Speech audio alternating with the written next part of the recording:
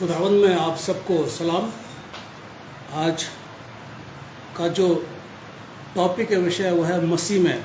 और मैं आपके सामने कलाम से पढ़ रहा हूँ, 2 कुरिन्थियों उसका 5 बाब और आयत 17। इसलिए यदि कोई मसीह में है तो वो नई सृष्टि है, पुरानी बातें बीत गई, देखो सब बातें नई हो गई हैं। इस पद में 3 बातें हैं, नए मसीहों के लिए भी और पैदाइशी मसीहों के लिए भी 3 बातें हैं। पहली बात तो एक मसीह में, और मसीह में तो सभी है, जिसको भी देखिए आप सुनते होंगे तो ये कहते होंगे मैं प्रभु में हूँ, मैं प्रभु में हूँ। चलिए, अच्छी बात है, होना भी चाहिए प्रभु में। दूसरी बात आती है नई सृष्टि, और तीसरी बात आती है पुरानी बातें बीत गई। तो ये नए मसीह जो आ रहे हैं, जो कहते हैं, हर समय आपने सुना होगा, अरे मैं प्रभु में है, हम प्रभु में हैं, हम मसीह में हैं। मसीह में शब्द कम इस्तेमाल करते हैं, लेकिन प्रभु में शब्द ज़्यादा इस्तेमाल करते हैं। हम प्रभु में हैं, हमें प्रभु में आए हुए इतने साल हो गए, हमें प्रभु में आए हुए इतने दिन हो गए, हमारा परिवार प्रभु में है, हमारा आधा परिवार प्रभु में है, ऐसे आप लोग सुनते होंगे।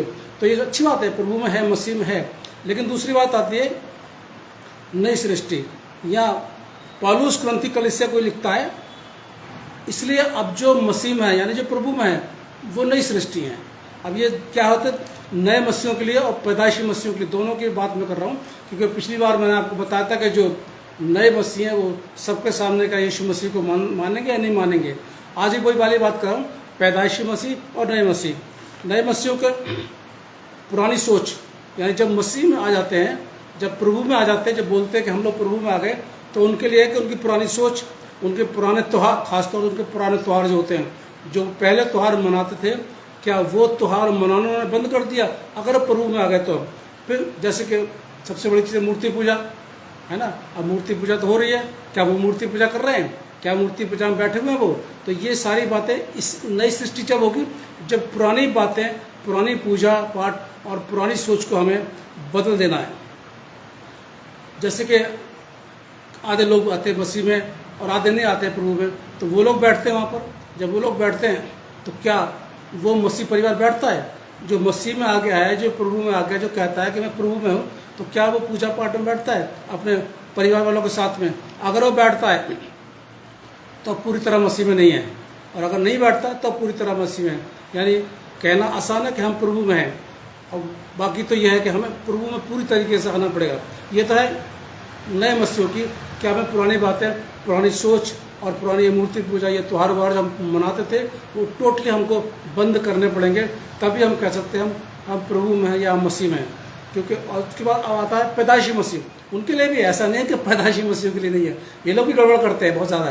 पैदाइशी मसीह गड़बड़ करते हैं, इनको पता रहता, सब कुछ पता रहता कि हम पैदाइशी मसीह हैं, लेकिन फिर भी गड़बड़ कर जाते हैं। इनका क्या है कि जो पहले गुनाह करते थे, मसीह में आने से पहले जो गुनाह करते थे, वो गुनाह नहीं करेंगे। उनको पास्टरों की चर्च से बहुत दूर रहते थे, पादरियों की बेइज्जती करना, चर्च में ना आना, ये सारी चीज़ें इनको छोड़नी पड़ेंगी। अगर वो कहते हैं कि हम मसीह में हैं, तो मसीह में आने के बाद में नई बातें हो जाती हैं, पुरानी बातें सब छूट जाती हैं। तो पैदाइशी मसीह के लिए बहुत ज़रूरी है कि चर्च के नज़दीक आएँ। और जो पादरियों की, बहुत से पास्टर लोग को बेइज्जती कर देते हैं, बुरा भला उनको बोलते रहते हैं, ये लोग पैदाइशी मसीह बोलते रहते हैं, वो ना बोले, पादरी की बराबर इज्जत करें और बराबर चर्चा, और कोई भी गुनाह, कोई भी बुराई ना करें अगर हम प्रभु में आ गए तो। ये पुराने मसीह के पुराने शौक भी बहुत होते हैं, शौक भी होते हैं, आते भी होते हैं। आप समझ रहे हैं मैं क्या कह रहा हूँ? इनकी आते बहुत होती है, गंदी आते होते हैं, जैसे ड्रिंक करना, स्मोक करना, ये बहुत रोजाना करते रहते हैं, हर समय करते ही रहते हैं, हर समय करते रहते हैं। इनको ये पुराने शौक और पुरानी आते भी बदलनी पड़ेंगी अगर ये मसीह में आ गए तो। अगर नहीं आए तो फिर कोई बात नहीं, या तो बोलें कि हम मसीह में हैं, अगर मसीह में हैं तो पूरी तरह के पुरानी बातें बदलनी होंगी और हमें नए सिरे से नई सृष्टि आना होगा। नए मसीहों के लिए अगर हम पुरानी मसीह में आ गए, हम बहुत जोर से चिल्ला चिल्ला के बोलते मैं प्रभु में हूँ, मैं प्रभु में हूँ, मैं प्रभु में, मैं वचन बांटता हूँ, मैं प्रभु में, उनको ये पुरानी मूर्ति पूजा छोड़नी पड़ेगी। आधा खानदान उनका मसीह में, आधा खानदान मसीह में नहीं है। जो मसीह में नहीं है वो मूर्ति पूजा कर रहे हैं, वो त्यौहार मना रहे हैं।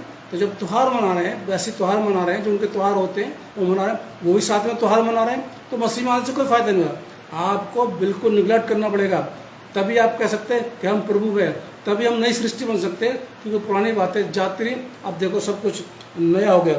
तो आप मसीह में हैं तो आपको बदलना होगा। चाहे वो पैदाइशी मसीह हों और चाहे वो नए मसीह हों, दोनों को बदलना होगा। पैदाइशी मसीह को पुराने आदतें, पुराने गुनाह छोड़ने पड़ेंगे, चर्च में नियमित रूप से आना पड़ेगा।